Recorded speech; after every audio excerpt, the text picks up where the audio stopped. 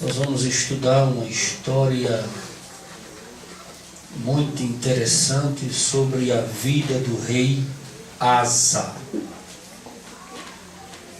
E quando estudamos sobre a vida do rei Asa, entendemos que a escada do orgulho nos leva ao porão da lama.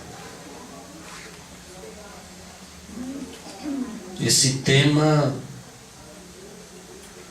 é o tema dessa mensagem. A escada do orgulho nos leva ao porão da lama. Segundo Crônicas, capítulo de número 14, versículo 1 diz assim: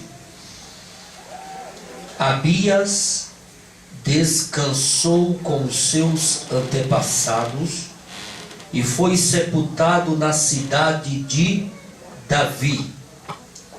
Seu filho Asa foi o seu sucessor, e em seu reinado o país esteve em paz durante 10 anos.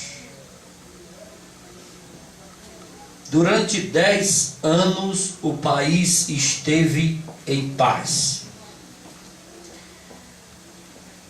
Quando pesquisamos sobre a história de Asa, ele reinou muitos anos. Ele reinou 41 anos. Mas durante 10 anos o país gozou de uma paz sobrenatural. Porque naqueles dias tudo estava um caos. Reinos divididos, nações poderosas tomando nações pequenas, guerras, rumores de guerras, batalhas acontecendo, sangue sendo derramado.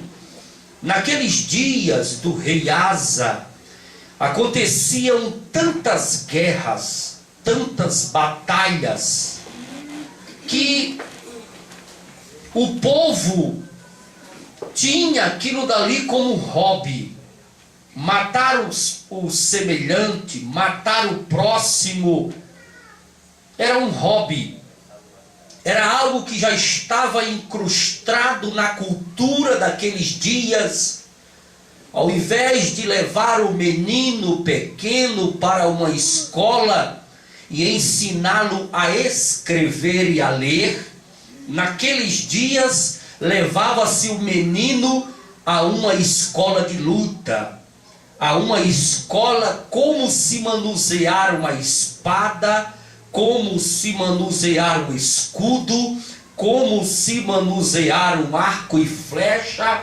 Talvez o menino tivesse habilidade para ser um arqueiro, ou ser um soldado de infantaria, ou ser um guerreiro, um gladiador, ou outra coisa qualquer que tivesse relacionado à guerra, que estivesse relacionado à luta, que estivesse relacionado a matar, a destruir. Os meninos cresciam com a finalidade, com o objetivo de matar, de guerrear, de destruir. Aqueles dias eram dias de guerras, dias de disputas, dias de derramamentos de sangue. Mas a Bíblia está afirmando que houve paz. Uma paz sobrenatural, diferente. Uma paz que foi concedida por Deus. Uma paz oferecida por Deus. Uma paz que foi colocado sobre a vida do reinado de Asa, porque Deus estendeu as mãos. Quando a igreja começa a orar, a igreja começa a jejuar, a igreja começa a se consagrar, no início das campanhas, das consagrações, da busca a Deus, vai surgindo muita luta, vai surgindo muita guerra, os demônios vão ficando enfurecidos, as coisas vão começando a dar errado, dentro de casa vem a tempestade, no trabalho sopra o vento, e aquela coisa vai ficando tudo um caos. Mas se a igreja continuar orando, continuar buscando, continuar jejuando, continuar pela madrugada levantando, ajoelhando, suplicando, se o meu povo que se chama pelo meu nome se humilhar, me buscar, me adorar, se o meu povo que se chama pelo meu nome começar a ler Bíblia, começar a jejuar, começar a acordar pela madrugada, começar a se consagrar, começar a vir para a igreja, começar a fazer a obra, eu ouvirei as suas orações, eu atenderei os seus pedidos, eu farei milagres e colocarei paz sobre a sua vida. A paz que está falando aqui é uma paz porque Asa começou o seu reinado destruindo os centros de macumba, destruindo tudo aquilo que era de idolatria, tudo aquilo que era de feitiçaria, tudo aquilo que era desagradável aos olhos de Deus. Asa foi lá, derrubou, destruiu, porque Asa estava começando bem. Asa estava instruindo o povo de Judá e a tribo de Benjamim a adorar o Senhor, a buscar o Senhor, a ler a lei do Senhor, a cumprir os mandamentos do Senhor, e a paz reinou. Deus olhou para o reinado de Asa e disse: Asa, quanto mais você destruir a idolatria, quanto mais você mandar o povo me buscar como monarca e como rei do povo, eu vou te dar paz. Eu vou te tornar invisível diante dos inimigos. Eu vou te tornar esquecido diante dos inimigos. Eu vou te tornar uma pessoa de paz. Eu vou colocar paz nas tuas fronteiras. Eu vou colocar paz no teu reinado. Eu vou colocar paz dentro da casa do teu povo. Eu vou colocar paz no teu palácio. Eu vou colocar paz. Quando a igreja começa a estar na presença de Deus, tribulação vem, vem. Problema vem, vem. Mas se a igreja persistir, se a igreja continuar, o inimigo desiste, Deus coloca você invisível diante do inimigo e você começará a gozar de paz. Ele colocará anjos com espadas desembainhadas, guardando você, guardando membros da sua família, guardando você no trabalho, guardando você dentro do carro, guardando você na rua, guardando você dentro de casa, e você vai começar a gozar de paz, porque quem dá paz é Deus, quem oferece a paz é Deus. A Bíblia diz que Jesus é chamado o príncipe da paz. Se você buscar a paz em Jesus, você encontrará, porque Ele é a fonte, Ele é a essência, Ele é a origem da paz personalizada. Aleluia. Vamos ler o versículo de número 2. Asa fez o que o Senhor, o seu Deus, aprova. O monarca fazer o que Deus aprova é difícil, porque o monarca tem muito dinheiro, o monarca tem muito ouro, o monarca tem muita prata, o monarca come o melhor da terra, o monarca come a gordura da terra. O monarca, ele não tem problema financeiro, ele não tem problema de servos e servas, ele não tem problema, ele não tem dificuldade, Ele, tudo que desejava ter, ele tinha. Ele tinha o seu harém, ele tinha o seu palácio, ele tinha a sua corte, ele tinha os seus servos e servas, ele tinha prata, ele tinha ouro, ele tinha joias preciosas. Com menos do que isso, muita gente deixa de servir a Deus. Com menos do que isso, muita gente deixa de buscar a presença de Deus. Com muito menos do que isso, muita gente esquece de Deus, abandona Deus, não atende o recado de Deus, não aceita a palavra de Deus, não come, não engole a doutrina de Deus. Com muito menos do que isto, muita gente para na caminhada, abandona os caminhos do Senhor e dá um coice em Jesus. Como diz no Velho Testamento, Jesuru engordou e deu coices. Jesuru é um nome poético referente a Israel. Israel, quando estava sofrendo, quando estava na moinha, quando estava no vale, quando estava no deserto, quando estava penando, capengando, morrendo ali no deserto, no vale, no arroxo, ele lembrava de Deus. Mas quando as coisas começavam a prosperar, quando as coisas começavam a ficar boa, quando a riqueza aparecia, quando a oliveira frutificava, quando a vaca começava a dar leite e cria no curral, quando o alimento, a colheita era grande, Israel esquecia, Israel dava coice, Israel abandonava. Nós estamos falando de um monarca, estamos falando de Asa, um homem que fez tudo que o Senhor aprovou. O Senhor tinha prazer no reinado de Asa. O Senhor tinha prazer no que Asa fazia. Asa era o instrumento de Deus na terra. Quer prosperidade na sua vida? Quer bênção na sua vida? Quer sair da farmácia? Quer deixar de ser escravo de hospital?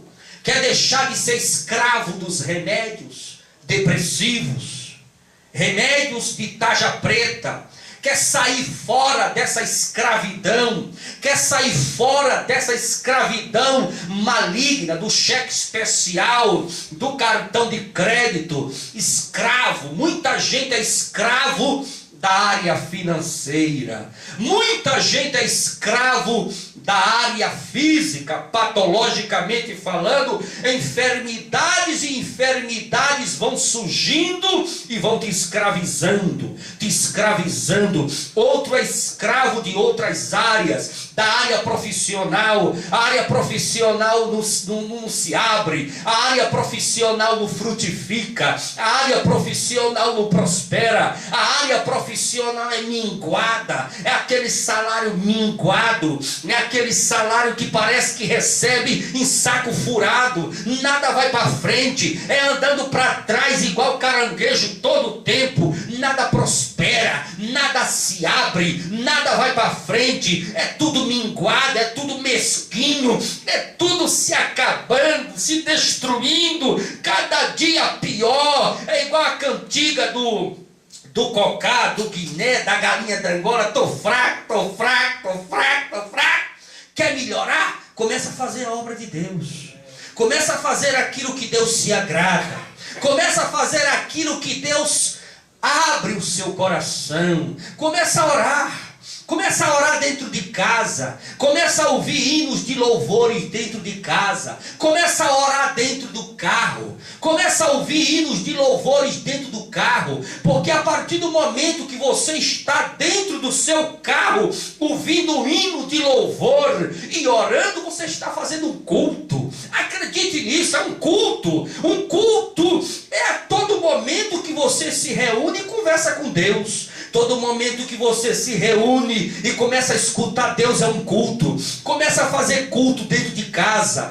é que se faz um culto dentro de casa? Sabe como é que é? Você coloca o som para tocar lá o hino e louvor a Jesus e vai lavar prato e começa a conversar com ele na pia, lavando prato e conversando com ele, lavando prato e conversando com Jesus, e orando, e o hino cantando. Isso é um culto à beira da pia. Você está lá no banheiro tomando um banho, o som está lá tocando na sala do teu apartamento, da tua casa, da tua kitnet, e você está no banheiro orando, tomando banho e orando, tomando banho e orando, tomando banho e cantando. É um culto dentro do banheiro. Existe culto dentro do banheiro, existe culto na pia, existe culto em frente à máquina de lavar, existe culto em todo lugar. É um culto. Você está lá no trabalho, não está fazendo nada, começa a ouvir um hino bem baixinho para não incomodar, e começa ali a orar, e começa ali a conversar. Você está cultuando, você está cultuando. Ligue-se no céu 24 horas, comece a ler Bíblia, comece a jejuar, comece a orar, comece a sentir a presença de Deus.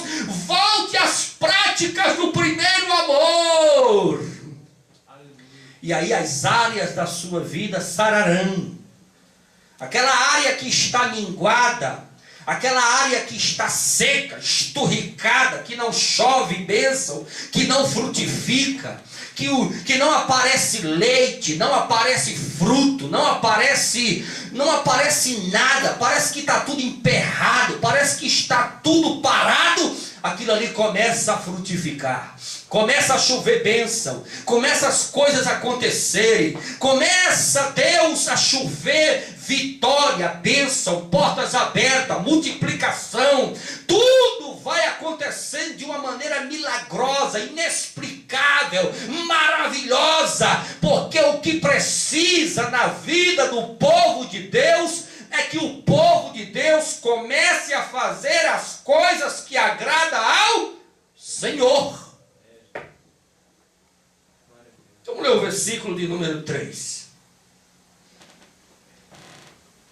Retirou os altares, estou falando do rei Asa, retirou os altares dos deuses estrangeiros e os altares idólatras que havia nos montes, despedaçou as colunas sagradas e derrubou os postes sagrados.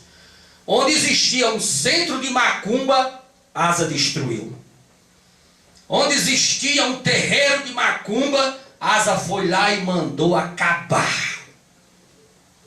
Asa disse: no meu reinado eu não aceito deuses estranhos. Asa foi um reformador. Asa foi um homem que começou bom, começou bem, começou agradando a Deus em tudo. O problema é que quando o homem começa a vencer, o homem quando começa a conquistar, o homem quando começa a ver as coisas prosperando em tudo, aí ele começa a se achar, ele começa a levantar o nariz, ele começa a olhar as pessoas por cima da cabeça. Uma doença que existe nos nossos meios. No nosso meio existe essa doença, no meio da igreja, nos púlpitos. Em todo o meio evangélico existe essa doença. Uma doença que mata silenciosamente. Uma doença chamada orgulho. E há um engano muito grande. O orgulho, você pensa que a escada dele é para cima. É não, irmão.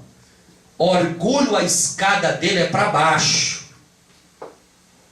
Quem começa a andar nos degraus do orgulho vai parar no porão de lama. Quantos pregadores renomados, cantores renomados, homens de Deus, que pregavam e cantavam, paralíticos se levantavam, cego ouviam, surdo ouvia, mudo falava, arrastava multidões e multidões. Começaram a empinar o nariz, começaram a achar que a obra era dele, começaram a dizer: o Espírito Santo está no meu bolso, irmão, está comigo, irmão. O Espírito Santo eu carrego para onde eu quiser. O Espírito Santo é chamando aqui, meu irmão, estralando o dedo e ele risca. Eu sou o cara, eu sou quem faço isso. Isso acontece por causa de mim. O Evangelho precisa de mim. O povo de crente precisa de mim. As cruzadas evangelísticas precisam de mim. Só arrasta multidões e multidões porque eu estou aqui. Quando se começa a pensar dessa maneira, a pessoa vai entrando na escada do orgulho e vai começando a descer os degraus da escada do orgulho.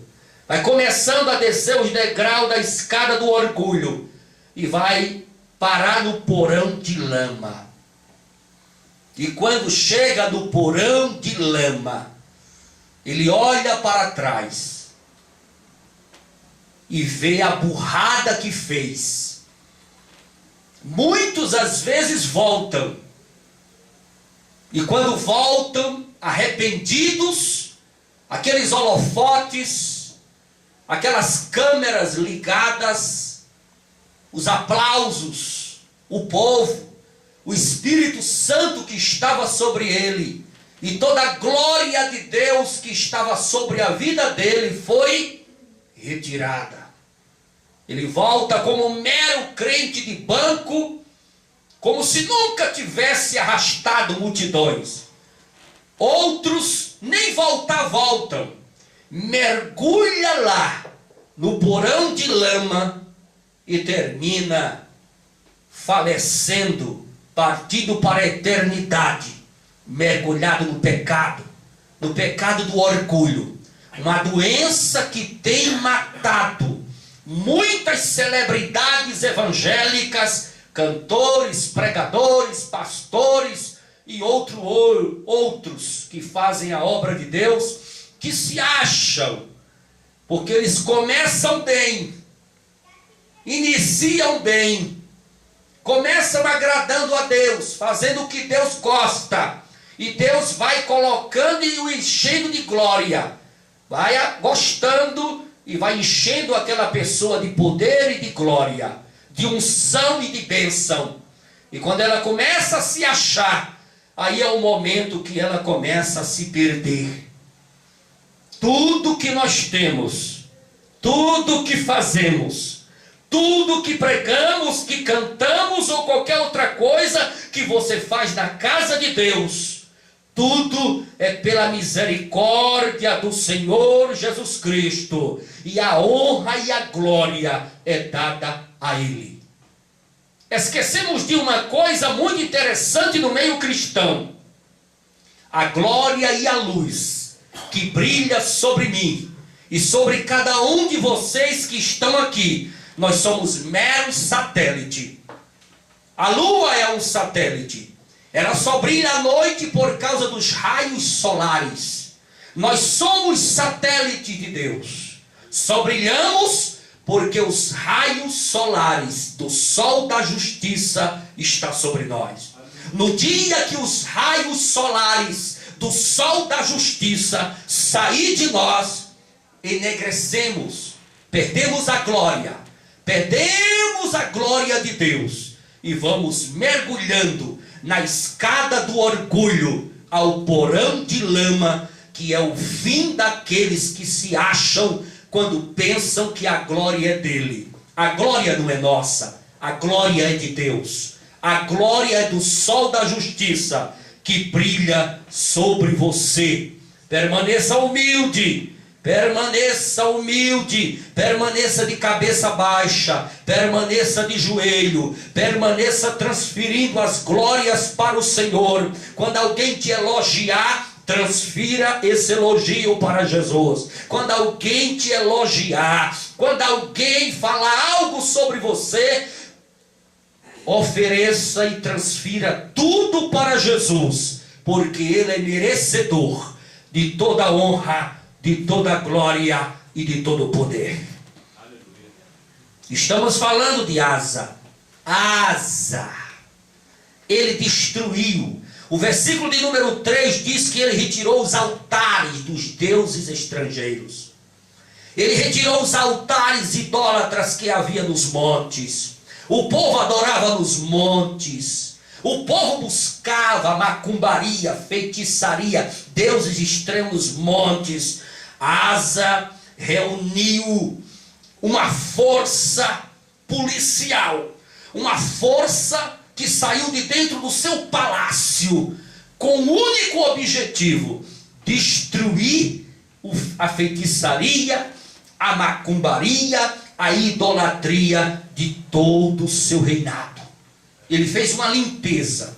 Ele pegou uma vassoura e saiu varrendo tudo aquilo que era de idolatria, de feitiçaria, de macumbaria, tudo aquilo que era do mal, tudo aquilo que era do inimigo. Ele varreu, ele limpou Judá, ele saiu limpando, ele saiu destruindo, quebrando, queimando, e Deus estava se agradando daquilo. Deus estava se agradando, Deus estava apaixonado por Asa. Asa, que bênção você é! Você é um rei abençoado. Vai fazendo isso que eu vou te dando paz. Vai fazendo isso que eu vou te dando paz. Vai fazendo isso que eu vou te abençoar. Eu vou te prosperar. Eu vou te abençoar. Nós devemos fazer isso também que Asa fez. Só que nós devemos começar bem e terminar bem. Versículo de número 4.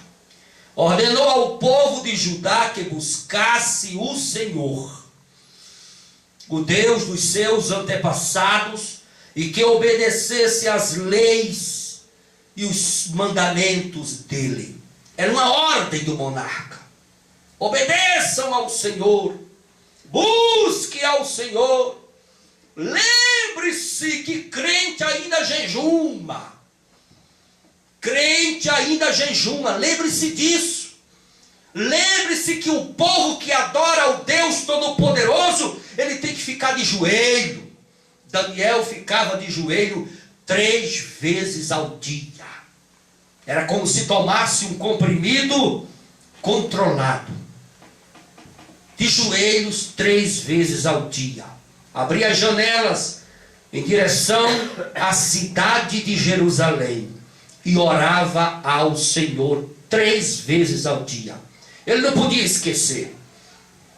Ele não podia esquecer do Deus Todo-Poderoso. Nós não podemos esquecer que somos crentes. Nós não podemos perder a nossa identidade de crente. Nós não podemos esquecer que nós somos protestante cristão para protestar o pecado. Estamos ficando amigo do pecado. Estamos ficando amigo das coisas erradas. Estamos compactuando com coisas que não agradam a Deus. Estamos aplaudindo coisas idólatras, coisas que o povo peca, que o povo erra. Estamos aplaudindo. Estamos dizendo que é bom. Estamos batendo palma. Estamos dando audiência a programações que desagradam a Deus e que Deus abomina. Estamos sim compactuando com essas coisas. Estamos começando a ficar amigo do pecado. Estamos caminhando em direção à estrada do ecumenismo. Estamos sim fazendo amizade, fazendo união com bruxaria, com misticismo, com todo tipo de ismo que tem contra Deus. Tudo aquilo que é contra a palavra, tudo aquilo que a palavra rejeita, tudo aquilo que Deus vomita, tudo aquilo que Deus abomina, nós estamos começando a ser conivente. E quando um crente se levanta como profeta de Deus para dizer: pare com isto porque você é crente, crente não pode fazer isso, crente não fala isto, crente não veste assim, crente não se procede assim, crente é diferente, ele fala diferente, ele veste diferente, ele tem uma conversa diferente, ele adora diferente, ele não participa disso, ele não participa daquilo. Quando começamos a falar como profeta de Deus, o povo começa a achar ruim. Muitas pessoas deixam de congregar em igrejas que têm doutrina. As igrejas por aí estão acabando com o culto de doutrina. Muitas igrejas hoje, na época odierna, contemporânea que vivemos, não existe mais o culto de doutrina, porque o povo tem coceira nos ouvidos e não aceitam mais doutrina. A Bíblia diz: chegarão tempos difíceis, em que o meu povo terá coceira nos ouvidos, e não aceitarão mais a sã doutrina. Estamos nesse tempo. Doutrina, muitos crentes não aceitam mais. Eles sentem coceira nos ouvidos, eles ficam passando mal, sente dor no estômago, quer vomitar a palavra, não quer mais ser corrigido, não quer mais ser repreendido, não pode-se mais repreender ninguém, nem corrigir mais ninguém, porque se você for um profeta de Deus que corrige, repreende, você é rejeitado pela massa, é rejeitado pelo povo, e pode até perder a sua cadeira de profeta. Profeta aplaudido pela multidão é aquele que não repreende o pecado. Profeta aplaudido pela multidão é aquele que hoje está de boca fechada. Eu preciso de uma igreja grande, eu preciso de uma igreja cheia, eu preciso de uma mega igreja, eu preciso de um mega ministério, eu preciso de um mega templo, eu preciso de uma multidão de seguidores, eu preciso de uma membresia de 10, 15, 20 mil, 30 mil, 40 mil pessoas. Mas para isso acontecer, eu preciso ser condescendente com o pecado.